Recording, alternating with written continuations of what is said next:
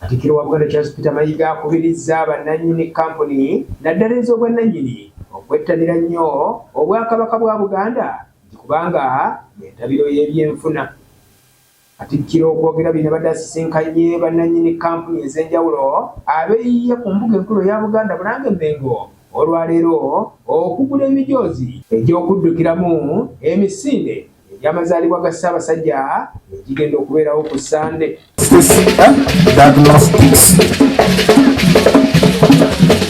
Kampuni n'ebitongole biguze emijoozi olwaleero kubaddeko ekitongole kya Uganda Railways Corporation, Bank of Uganda, Uganda Communications Commission, American Tower, kw'ossa abaaliko abayizi okuva mu ssomero erya Buddo Junior Mpozi n'ab'essomero erya St. John's SS Mukono ne kampuni endala.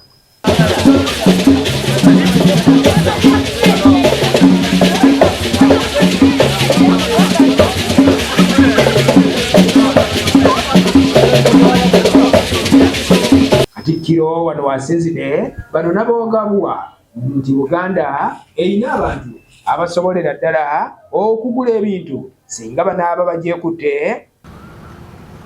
Our vision as the Kingdom of Buganda is to position this kingdom onto the helm of social and economic development, with the people enjoying their rights in every aspect.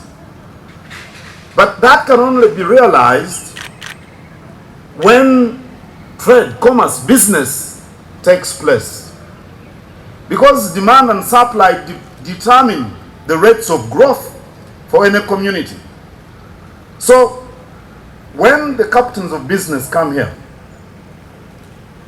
and we show them to the world, we are moving towards our objective, our vision. Katikkiro era akubiriza kampuni zonna ezitannaba kwettanira nteekateeka ya Ssaabasajja ey'okulwanyisa ekirwadde kya Mukenenya okusitukiramu obudde bukyali. I don't know whether Remy told you, the CEO of Majestic Brands, the slogan of that company is that we are the bridge to the market. The market is the area where you realize your objective as an entrepreneur, as a business person. You need the market.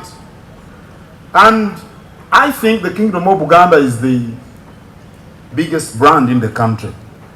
Emisinde gy'amazaalibwa egy'omulino yakubeerawo ku Sande era nga kampuni ya Airtel ey'amasimu y'ensaale mu kuteeka ensimbi mu mpaka zino.